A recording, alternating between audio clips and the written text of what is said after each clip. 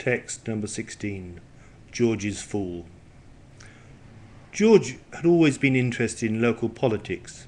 He was elected to the town council when he was 32, and was such a busy and useful member of it that he rapidly became mayor.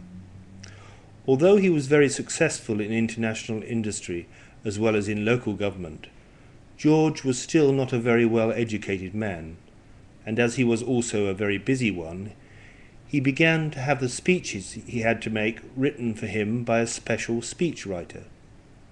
George never had any difficulties with him and got quite used to trusting him. And in the end, he did not trouble even to look at what he was given until it was time to make the speech. Then, one day, George had to make an important speech at a formal official ceremony, marking the opening of a new library. He had been away on urgent business for a week before this occasion, so he had no time to read through his speech at all.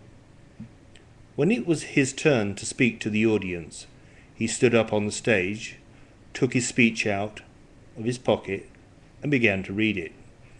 He enjoyed jokes, and always asked his speechwriter to put a few good ones in each speech he wrote for him, to put his audience in good temper.